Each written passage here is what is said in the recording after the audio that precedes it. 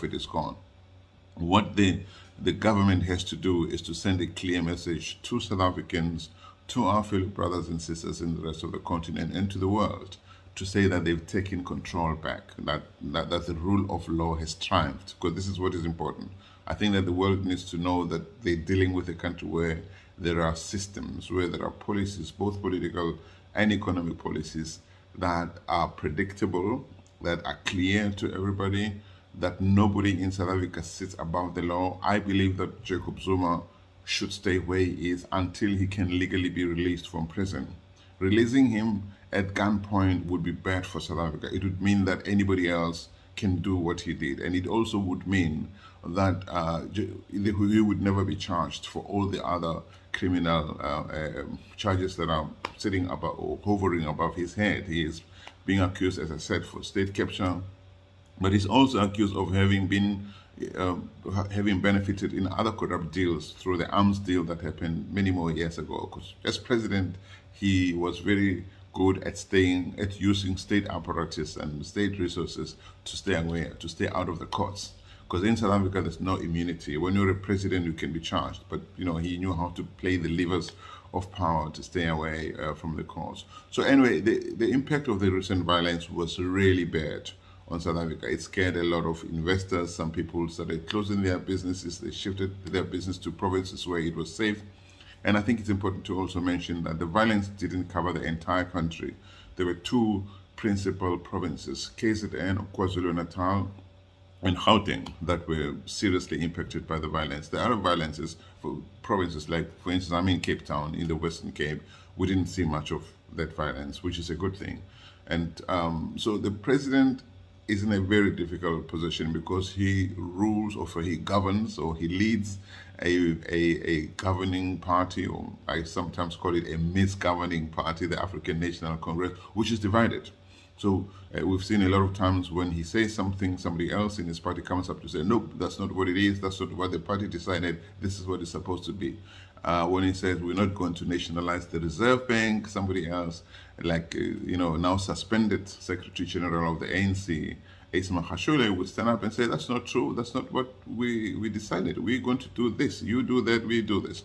So it becomes really hard for Ramaphosa to send out a clear message to South Africans, to our fellow brothers and sisters in the rest of the continent, and to the world. And it's important to do that. The world wants to know that there's stability, that the government in place has the situation under control, and that the policies are clear about where South Africa is going. All of that has to change. But the challenge that we're facing now is not just about stopping the violence that happened recently and sending a clear message to the world. What needs to happen is for South Africans to have a clear, honest conversation about what needs to change fundamentally. There are huge levels of poverty here, and all of these levels of poverty could have been prevented had the money not been stolen and taken to places where it wasn't supposed to take. A lot of difference could have been made. The opportunity cost of corruption and state capture is massive to South Africa. So we should be asking ourselves now: is this how we want our country to be governed?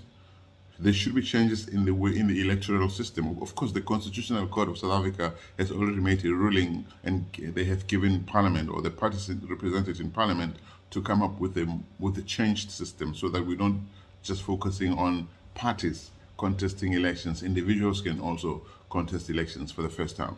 That's not law yet, but they were given 2 years to come up with something, hopefully ahead of the next general elections in 2024. So there's a lot of work to be done in South Africa. And obviously, after 27 years in power, the African National Congress, is almost like an old power station that has reached the end of its life, and it needs to be decommissioned and replaced with something else.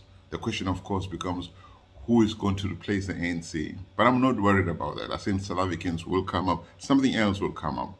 South Africa cannot continue to be led the way it has been led up to now, without it getting worse. The ANC is not going to be the source of the solutions that South Africa needs in order to become a better, stronger country that is attractive again to tourists, to investors, and to other people out there who want to collaborate with this beautiful country with so much potential. the diversity that we have in South Africa, and the infrastructure that we have in South Africa. We are still the most industrialized economy in Africa, and we cannot afford to have people running this country who have no idea of the importance that it can play in the region and in the world. So it's up to Ramaphosa. He's the president that we have now. He's the only president that we have now until we have the next elections. And I think South Africans have pretty much agreed that despite him not being the perfect leader, the strong leader that they want him to be, he's the only leader that we have until the next elections. And we need to stand behind him because he's also standing between us and Armageddon. If Ramaphosa gets removed by the ANC from his current position, there's nobody else that South Africans have confidence in to lead South Africa in a way that it should for all South Africans, not just for a portion of South Africans. Anybody who leads a country like South Africa has to acknowledge that we are a diverse country, racially, culturally, religiously, you name it, gender identity, etc. If you cannot acknowledge that basic fact about South Africa, you can't lead this country. It's something that cannot be negotiated. So I believe that South Africa will rise again. I believe that we will address these things.